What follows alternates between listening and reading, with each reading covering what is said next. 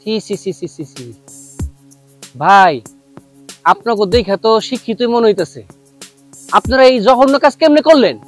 আপনার কচু গাছের লগে গলা দড়ি দেওয়া উচিত। মিয়া হঠাৎ মিয়া, আপনার আমি আমার অটোতে নিব না, দরকার হলে অটোতে আমার খালার একলা নিয়ে যাবো। যান। এই ভোলানাথপুর দুজন লাগবো, দুজন। এই ভোলানাথপুর উঠেন উঠেন উঠেন। এই এই বুড়ি এখানে কি করে? ওকে না মেরে বের করে দিয়েছি। তাই তো, এই বুড়ির জ্বালায় শান্তি নাই, যেখানেই যায় সেখানে হাজির। এই খালা খারান, আপনি কই যেতেছেন? না বাবা, হ্যাঁ করে নিয়ে যান, আমি আর যাবো না। আবার মাথায় ঢুকতেছে না। এই যে হেরা দুজন আইলো আর অমনি আপনি ফুরুত করে চলে যেতেছেন, ঘটনা কি? এ ভাই আপনি এত কথা বলেন কেন? মহিলা যাইতে চাইতেছে না, যাইবে না, আপনি আমাদেরকে নিয়ে চলেন, লাগলে ভাড়া বাড়াই দিবেন। হেরা দুজন কি আপনার কোনো আত্মীয় স্বজন হয়? এই যে ভাই, উনি কি আপনার আত্মীয় হয়? এই মিয়া, আপনার মাথা মতো ঠিক আছে? ওনারে দেখে কি মনে হয় আমাদের আত্মীয়? আমাদের সাথে যায় ওনার? না বাজান, হ্যাঁ হ্যাঁ আমার কেউ লাগে না। না না, এখানে কিন্তু আছে। এই খালা, আপনি কোন তো হেরা কি হয় আপনার? এই যে এটা না আমার পোলা হয়, আরে আমার পোলার বউ। কোন কি? এইটা আপনার পোলা আর এইটা আপনার পোলার বউ? হায় হায় হায় হায় হায়। আর হ্যাঁ গো, কি অবস্থা? আর আপনার এই অবস্থা কে? এ ভাই, এটা কি আপনার মা? কিলো কথা কন না কে? এই ম্যাডাম, এটা কি আপনার শাশুড়ি? ওমা, কেউ কথা কয় না। এই খালা, কি হয়েছে কন্ত? খুইলা কন্ত আমার। আমার তখন বয়স হয়ে গেছে, বয়স হয়ে গেলে না পোলা ভাইদের কাছে মায়ের কোনো মূল্য থাকে না।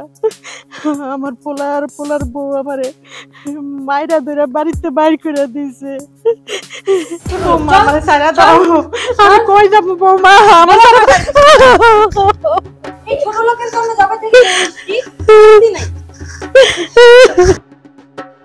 বেরো তো, তুই আবার উঠে দাঁড়িয়েছিস কেন? বেরো। বৌমা আমি কই যাবো? আমার তো যাওয়ার জায়গা নাই। ও ভাবতে কিছু কস না, বৌমা যেন আমার বাড়িতে বাইর করে দিতেছে। বাবা আমি কই গিয়ে থাকবো গো?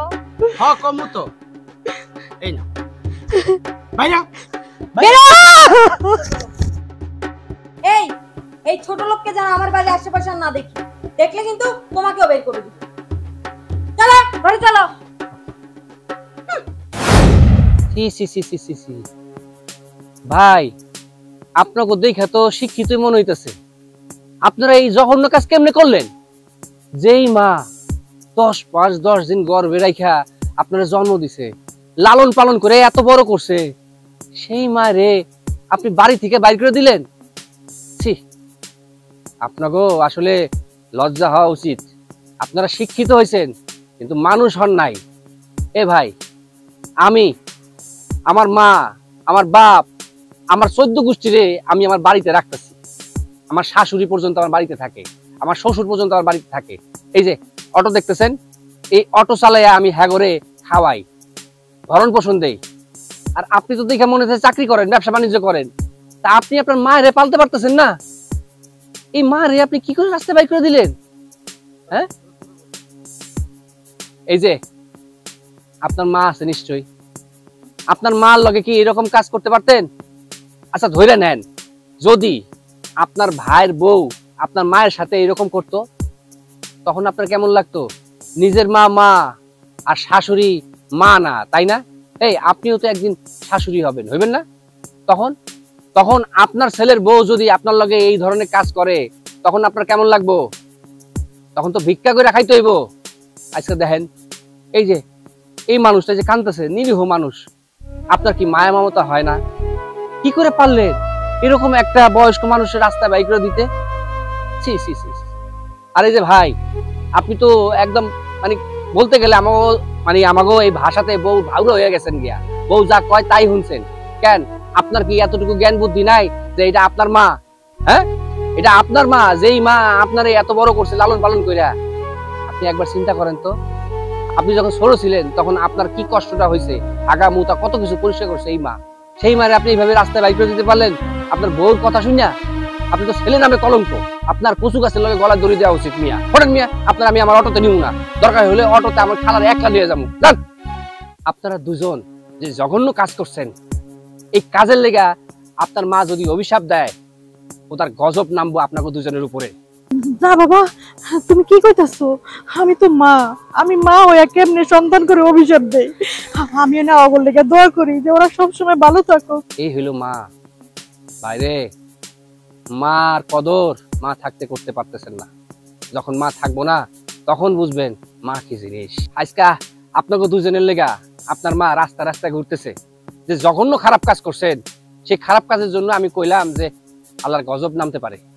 আর আপনার মা দেখেন অভিশাপ দিল না, বললো তারা যেন ভালো থাকে। শিখেন মিয়া, শিখেন, এখনো সময় আছে। মার কদর করেন, মার কাছে ক্ষমা চান। আম্মা, আপনি আমারে ক্ষমা কইরা দেন। আসলে আমারই অনেক ভুল, আপনার ছেলের কোনো দোষ নেই।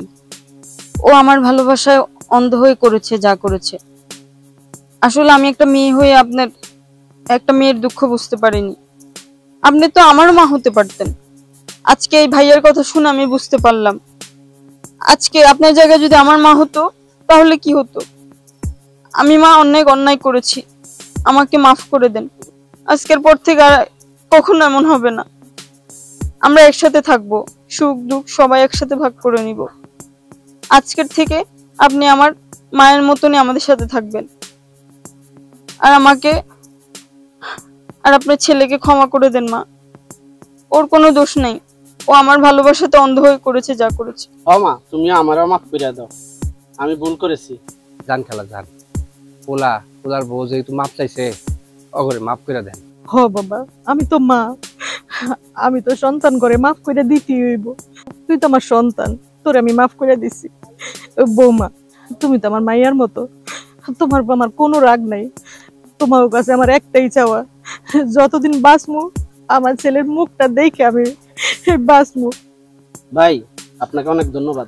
ভাই, আজকের থেকে আমি আপনাকে কথা দিলাম, আমার মা আমার সাথে সারা জীবন থাকবে। আর আমার মার কোনো অসম্মান হয় এমন কোনো কাজে আমি করবো না। প্রয়োজনে বউ ছেড়ে দিব, কিন্তু মাকে আমি ছাড়বো না। মাকে আমি আমার বাড়িতেই রাখবো। ঠিক আছে ভাইজান, আপনি চলে যান। আমরা এখন আর কোথাও যাব না, এখন মাকে নিয়ে বাড়িতে যাব। চলো মা, চলো। চলেন যান মা। খালা, যান।